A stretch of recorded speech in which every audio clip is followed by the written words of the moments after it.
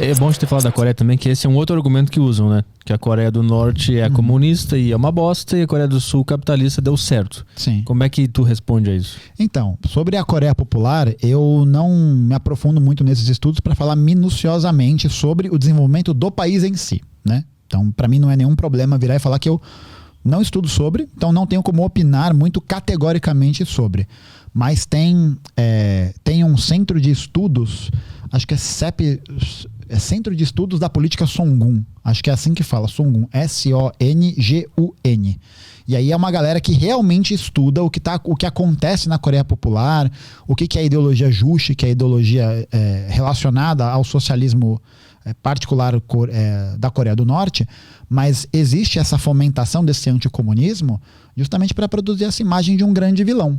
Né? De uma nação que é governada por um tirano, que é governada por um déspota. O cara é quase um faraó, né? Mas não é?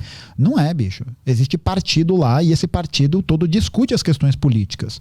Tem um motivo lá dentro da ideologia Juche que explica por que é o Kim Il-sung, depois o Kim Jong-un, depois o... Puta, nem lembro. Era o Kim Il-sung... Puta, eu esqueci o nome do segundo. Desculpa, segunda pessoa da Coreia Popular. Já morreu também, mas... Você tem isso, Kim Il-sung, Kim Jong-un, que é agora, e o Kim... Puta, esqueci. Mas tem um motivo, eles explicam exatamente o porquê que é desse jeito. Mas tem uma coisa a ver com uma cultura coreana, uma parada assim. De novo, não tenho conhecimento para poder falar sobre isso. Uhum. Mas existe uma demonização. Isso existe, né? Uma demonização. E existe uma demonização principalmente porque a Coreia Popular ela não pode ser invadida. Por que ela não pode ser invadida? Porque ela tem míssil nuclear. Uhum. A galera fala, Coreia Popular, lançamento de um foguete e tal. Sabe quantas ogivas nucleares a Coreia Popular tem? 88.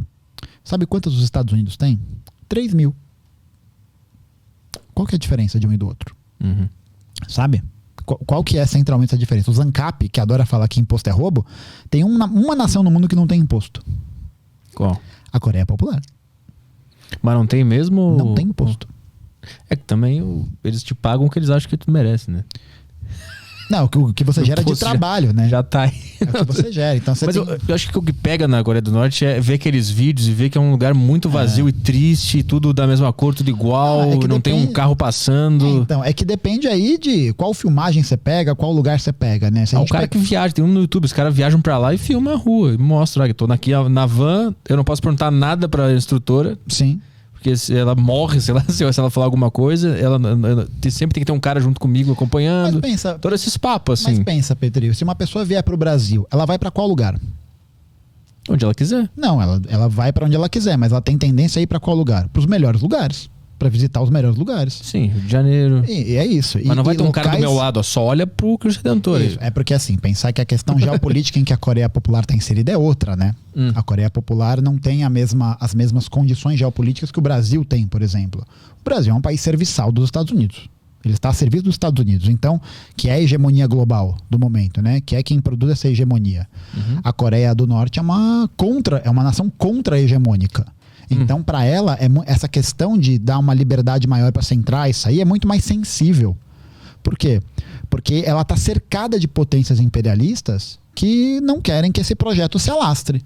Da mesma forma como acontece na China, por exemplo. Que acontece no Vietnã e tal. Eu não tô conseguindo enxergar como que um turista não pode sair do hotel desacompanhado, a relação disso com esses porque você não sabe se o turista, por exemplo, é um espião.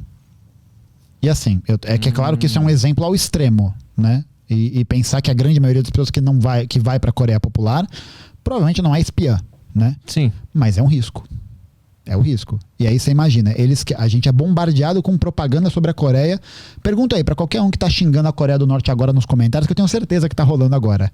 Se alguém já estudou alguma coisa sobre a Coreia que não tenha sido vindo de uma mídia ocidental. Qualquer coisa. Qualquer coisa, que não seja BBC, CNN, que não seja Fox News, que não seja Globo. Cara, tem vídeos no YouTube de pessoas independentes que viajam pra lá. Então. Inclusive vem como é que é o nome do De La Cumbre? Marcos De La Cumbre. Ele tem um livro que ele foi pra lá e tal, ele relata tudo que ele viu de forma independente, sem amarras nenhuma com uma grande organização ou nações e tal. É que é pensar, né, que nenhuma pessoa que está produzindo conteúdo, ela é neutra de nenhum tipo de ideologia.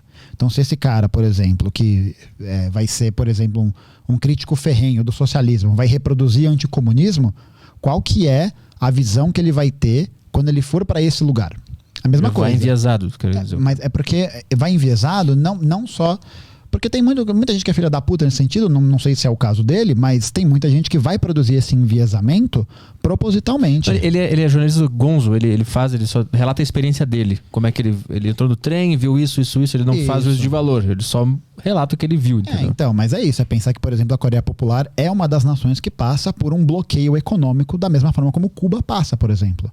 A pessoa vai falar, eu fui em Cuba e os prédios é velho, o cartão de crédito não funciona, os carros é velho. É claro, existe uma coisa chamada embargo econômico, que os Estados Unidos não só bloqueiam todos os países de comercializar com Cuba, mas também dizem que caso eles comercializem com Cuba, isso pode significar a perda das parcerias desses países com os Estados Unidos.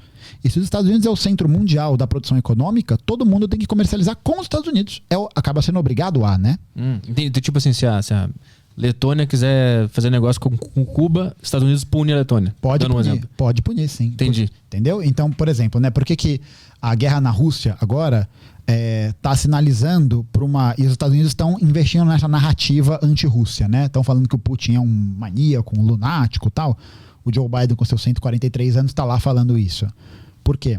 Porque aquele bloco está começando a criar um tipo de autonomia hegemônica que não depende mais nem dos Estados Unidos e nem da União Europeia. Uhum. Isso é perigoso, né? Porque significa que você vai ter um bloco de países que não mais precisa se servir, né? Não mais precisa se colocar sob essa subserviência para os interesses ocidentais. Uhum. Por isso que os Estados Unidos falaram, nós vamos fazer ali as sanções econômicas, nós vamos destruir, tiraram a Rússia do SWIFT, né, que é o sistema de pagamento internacional, que aliás Cuba está fora desde 61. Cuba está fora do SWIFT desde 1961. E o que aconteceu com a economia russa? Nada. Tá tudo nos conformes, assim. Porque eles se garantem. Uhum. E aí eles têm que investir nessa narrativa anti-Rússia. Por quê? Porque aí você vai criando um pânico moral das pessoas que nunca vão ler um artigo, que nunca vão pesquisar, porque elas não têm tempo para fazer isso, elas não têm disposição física, elas estão ocupadas trabalhando. E aí a pessoa vai morder essa narrativa.